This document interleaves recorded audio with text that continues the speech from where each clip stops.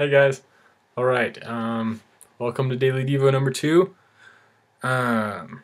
So my original idea for the second Devo was to kind of give like background on myself and like my testimony and stuff. But God decided that that wasn't good enough. So now I have a different idea. Today we're going to be talking about churches and tithing. I know it's kind of a touchy, odd subject because everyone I know has different opinions on tithing. And now I'm not going to sit here and tell you what you should give and the amount that you should give and you have to give 10%. And no, I'm not a pastor and I'm not a theologian, whatever you want to call him. Theologian? Whatever. Okay. Anyways, we're just gonna dive right into this. Okay. Basically, the past few days, I've been hearing a lot of stuff, not just from this town, but I've been hearing a lot of stuff about churches from all over that has really been bumming me out and kind of making me mad because churches have become not what they're supposed to be. They just are not doing what they're going to do. So let me read you the verse real fast. All right, it's going to be Matthew 15, 7 through 9. Okay, it's going to be right here. Matthew 15, 7 through 9. Got it? Cool. All right. It's also going to be right here in a second. Okay, so just get ready for that. All right, are you ready? Okay, all right. Matthew 15, 7 through 9. Here we go. I'm going to read the Message version because I don't normally read the Message version of the Bible. I normally read like NLT or NIV because I have like my phone and then I have this like carry around one. And that one's NIV. I'm not telling you which one to pick. They're all good. The Bible's the Bible. But I'm going to read from the Message version because it kind of puts it in our perspective and our words. And I really like what it says. Okay, so here's what Matthew 15, 7 through 9 says. It says, frauds. Isaiah's prophecy of you hit the bullseye. These people make a big show of saying the right thing, but their heart isn't in it. They act like they're worshiping me, but they don't mean it. They just use me as a cover for teaching whatever suits their fancy. Now, if that didn't just step on your toes a little bit, then I don't know what is, because, I mean, that's speaking to all of us. But what I'm going to focus on is kind of churches and what I've been feeling lately. But God put it on my heart all day to sit there and talk about this.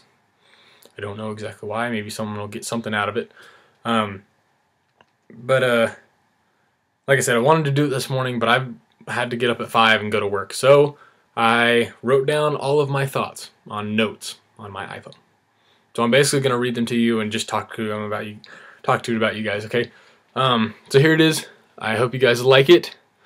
I'm sorry if it offends any of you guys, or if you go to one of these churches or something, but let me just go through this and then I'm going to kind of explain it. Alright, so there are many churches that I've been to and heard about, not just in Clovis, but all over the place, who have turned our belief into a business. They have turned a place of worship to our awesome God and to this fake play type thing. I don't know why originally. I had been thinking about this and I didn't understand what was going on because I've been hearing so much stuff, so much bad stuff about churches, and a lot of things that I hear from other non-Christians who don't want to go to church anymore is because of how much churches press the fact that they always need money and they're always, bringing that up. And so I wrote down why after what I just said. It says because of the money. This really, it ticks me off, honestly. I know that we're supposed to tithe and give offering to God, and that's not a problem because it's not. We're supposed to give tithe. We're supposed to give offerings to Him, and not just at church, but we're supposed to offer our time. We're supposed to give our hearts. We're supposed to give everything for Him.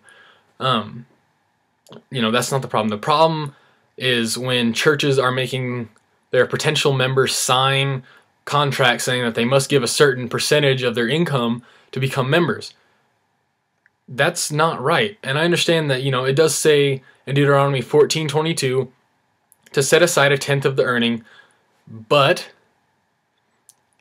personally I believe that an offering is something that you and God have set together to give to the church. The tithe, a certain amount every week or every month or so that you and God have set apart to give to Him. But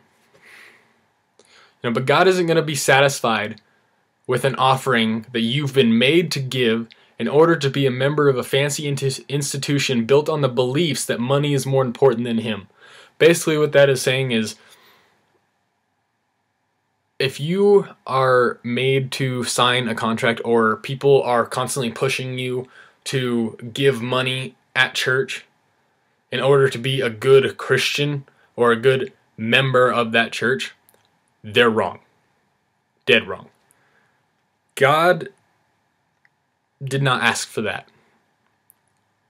God asks you to give from the abundance of joy in your heart. Because I know firsthand that when you give everything to Him and you're not greedy with the stuff that He already blessed you with in the first place, that you already received from Him for free anyway, when you're not greedy with that, things will run so much smoother because He wants us to live unselfish lives. So now I'm gonna get into the whole main thing. This is basically about people living selfish, greedy lives. That's it. Churches have become a business. They're no longer about the belief. They're no longer about the faith. They're no longer about the hope. They're no longer about the love. They're no longer about Jesus Christ Himself. It's about the money that they can make and stuff in their pockets. And it's wrong. It's so wrong. And many of you who are watching this know churches like that. I could name a lot. I'm not going to, but I could right now. I'm not going to play the name game or whatever. I'm not going to do that. That's stupid. But, as a church and as a Christian, we're supposed to go to the church to worship and to give offering, and not just of our money, but of our time and of our heart and of our spirit and of our strength and of every attribute that He's given us, every spiritual gift that He has given us. If it's not for Him, then it will end up on... I heard a song called, I heard a song from people named Beautiful Eulogy. Check them out. They're a rap group. They're a Christian rap. If you don't listen to rap, then cool. But in one of the songs, he's basically saying, if we are not going to give freely what has already been given freely to us, then it will all end up on the ash heap of eternal insignificance. That sucks.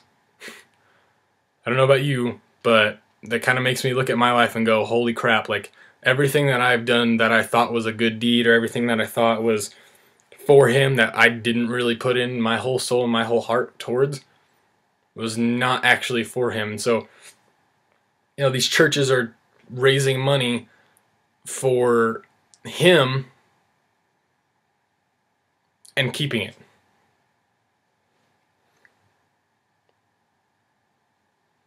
Why does that not seem wrong to people? Why? It's so wrong. Like, it's not even funny how bad that is. The money that we give to offering, and I'm speaking from firsthand knowledge because I've gone to a church for a few years that was like this. I give my offering and money that I've earned and been blessed with to an offering. I give that to the church so they can go out and do more with it.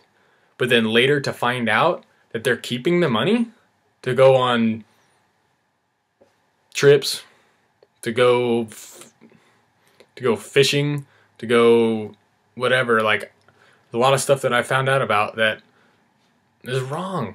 It's so wrong. So I guess my My question is, why not get back on track? And I see this thing in my English class every day that says no matter how far you go down the wrong road, you can always have time to turn back. And I believe that will work for all of us, and including these churches that I'm talking about, because it's wrong what they're doing. So let's get back on track, and let's focus on why the churches were created in the first place. And let's get our hands up high, and let's sing praises to God, and let's get back on track, because that's what they're there for. It's the reason I go, and I hope it's the reason that you go too. All right? Okay, so that was Daily Devo number 2. Sorry if that if that was laid on thick. I know yesterday it was kind of it was more of a nicer one, I guess you could say. I mean, I probably offended some guys with how I called all of us idiots, but it's true. Anyways, like I said, at the end of every video, I'm going to do something or tell you guys something weird about myself. Today I decided I'm going to show you something that I can do that I've known about since I was like 5, and I don't know why I can do it, but it's funny. Okay, here you go. Ready? Just watch. Just pay attention. Do you see that? I don't know why I can do that with my nose. I can do this too. I don't know what that is, and I don't know where it came from. Anyways, hope you guys enjoyed the video. Like I said, I'm gonna be trying to put one of these up every day. Hope you enjoyed the second one. God bless, guys. Have a good day.